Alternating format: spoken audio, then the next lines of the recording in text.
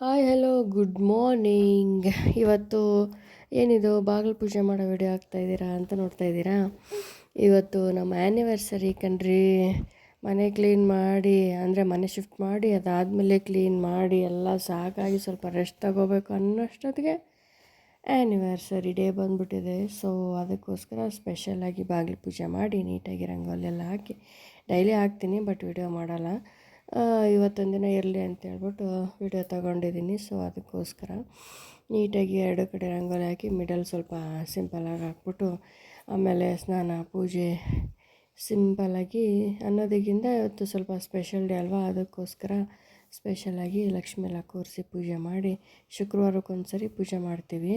Morning ಅಷ್ಟಾದರೆ evening ದೇವಸ್ಥಾನಕ್ಕೆ ಹೋಗ್ಬರೋಣ ಅಂತ ಹೇಳಿದರು ನಮ್ಮ ಯಜಮಾನ್ರು. ಸೊ ಅದಕ್ಕೋಸ್ಕರ ಇಲ್ಲಿ ವೆಂಕಟೇಶ್ವರ ದೇವಸ್ಥಾನ ಬಂದಿದ್ದೀವಿ.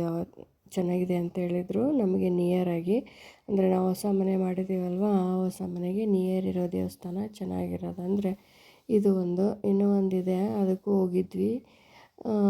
ಪಾಪನ ಕರ್ಕೊಂಡು ಆವಾಗ ಹೋಗಿ ಈವ್ನಿಂಗೆಲ್ಲ ವಾಕಬಲ್ ಡಿಸ್ಟೆನ್ಸ್ ಇದೆ ಅದು, ಬಟ್ ಇದು 2 ಕಿಲೋಮೀಟರ್ಸ್ ಏನೋ ಸಮಥಿಂಗ್ ಇದೆ.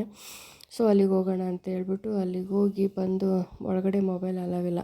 ಅವತ್ತು ಮಳೆ ಅಂದರೆ ಮಳೆ, ಅದಕ್ಕೋಸ್ಕರ ಸಾಯಂಕಾಲ ಏನಾದರೂ ಅಲ್ಲೇ ಡಿನ್ನರ್ ಮಾಡ್ಕೊಂಡು ಬಂದುಬಿಡೋಣ ಅಂತ ಹೇಳಿದರು. ಸ್ಪೆಷಲ್ಗೆ ಆ್ಯನಿವರ್ಸರಿ ಸ್ಪೆಷಲ್ಗೆ ಅದಕ್ಕೋಸ್ಕರ ಮ್ಯಾಂಗ್ರೋ ರೆಸ್ಟೋರೆಂಟ್ ಅಂತ ಹೇಳ್ಬಿಟ್ಟು ತುಂಬ ಚೆನ್ನಾಗಿತ್ತು ರೆಸ್ಟೋರೆಂಟು. ಒಂದು ಸೈಡು ಬ್ಯಾಚುಲರ್ಸ್ ಯಾರಾದರೂ ಬಂದರೆ ಅವ್ರಿಗಿತ್ತು, ನೆಕ್ಸ್ಟು ನಮಗೆ ಫ್ಯಾಮಿಲಿಗೆ ಅದಕ್ಕೋಸ್ಕರ ಸಪ್ರೇಟಾಗಿತ್ತು. ನೋಡಿ ನನ್ನ ಮಗ ಎಷ್ಟು ಡಿಸ್ಟರ್ಬ್ ಮಾಡ್ತಾನೆ ಅಂದರೆ ವಾಯ್ಸ್ ಓವರ್ ಕೊಡೋವಾಗ ಮಾತಾಡ್ಬಿಡೋ ಚಿನ್ನಿ ಇರು ಒಂದು ನಿಮಿಷ. ಅಂದರೆ ದೇವಸ್ಥಾನಕ್ಕೆ ಹೋಗಿ ಬಂದಿದ್ದು ಸಾಯಂಕಾಲ, ಆಮೇಲೆ ಮಳೆ ಸ್ಟಾರ್ಟ್ ಆಗಿದ್ದರಿಂದ ಮನೆಗೆ ಬಂದುಬಿಟ್ಟಿದ್ವಿ. ಸೊ ಮನೆಯಲ್ಲೇ ಮಾಡೋದ ಏನು ಹೋಗೋದ ಹೊರಗಡೆ ಅಂತ ಯೋಚನೆ ಮಾಡಿ ಹೋಗೋ ಅಷ್ಟೊತ್ತಿಗೆ ಮಳೆನೂ ನಿಂತಿತ್ತು. ಸೊ ಅದಕ್ಕೋಸ್ಕರ ಮ್ಯಾಂಗೋ ರೆಸ್ಟೋರೆಂಟ್ಗೆ ಹೋಗಿ ಸಿಂಪಲಾಗಿ ಡಿನ್ನರ್ ಮುಗಿಸ್ಕೊಂಡು ಹೋಗ್ಬಿಟ್ರಾಯ್ತು ಅಂಥೇಳಿ ಬಂದ್ವಿ. ಮಳೆ ನಿಂತಿತ್ತು, ಬಟ್ ನಾವಲ್ಲಿ ಒಳಗಿದ್ದಾಗ ಸ್ವಲ್ಪ ಸ್ವಲ್ಪ ಬರ್ತಾಯಿತ್ತು. ಎಲ್ಲಿ ಜೋರಾಗುತ್ತೋ ಏನೋ ಮನೆಗೆ ಹೋಗೋ ಅಷ್ಟೊತ್ತಿಗೆ ಅಂತ 8:30 ಆಗಿತ್ತಷ್ಟೆ. ಊಟ ಮಾಡಿಕೊಂಡು ಹೋಗ್ಬಿಟ್ರಾಯ್ತು ಅಂತ ಬಂದು ಎಲ್ಲ ನೀಟಾಗಿ ಊಟ ಮಾಡಿಕೊಂಡು ಲಾಸ್ಟಿಗೆ ನನಗೆ ಐಸ್ ಕ್ರೀಮ್ ಅಂದರೆ ಇಷ್ಟ ಅಂತ ಹೇಳಿ ನಮ್ಮ ಪಾಪುನು ಐಸ್ ಕ್ರೀಮ್ ಅಂದರೆ ಐಸ್ ಕ್ರೀಮ್ ಅಂದ್ಬಿಡ್ತಾನೆ. ಸೊ ಅದಕ್ಕೋಸ್ಕರ ಒಂದೇ ಒಂದು ಐಸ್ ಕ್ರೀಮ್ ತಗೊಂಡು ಎಷ್ಟು ಎಂಜಾಯ್ ಮಾಡ್ಕೊಂಡು ತಿಂತಾಯಿದ್ದಾನೆ ನೋಡಿ. ಏನಪ್ಪ ಅದು ಅಂತ ಕೇಳಿದರೆ ಐಸ್ ಕ್ರೀಮ್ ಅಂತವನೆ. ಏನು ಹೇಳು ತಿಂದ್ಬಿಟ್ಟು ಆಮೇಲೆ ಮನೆಗೆ ಬಂದ್ವಿ. ಬರೋವಾಗಂತೂ ಮಳೆ ಇರಲಿಲ್ಲ ಹೊರಗಡೆ ಬಂದಾಗ, ಬಟ್ ರೋಡಿಗೆ ಬಂದಾಗ ನೋಡಿ ಸ್ವಲ್ಪ ಸ್ವಲ್ಪ ಹಸಿ ಆಗ್ತಾಯಿತ್ತು.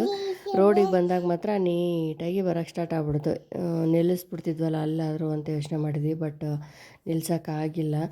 ಇನ್ನೊಂದು 5 ನಿಮಿಷ ಅಲ್ವಾ ಹೋಗ್ಬಿಡ್ತೀವಿ ಮನೆಗೆ ಅಂತೇಳಿ ಬಂದ್ವಿ. ಸ್ವಲ್ಪ ತಂಪು.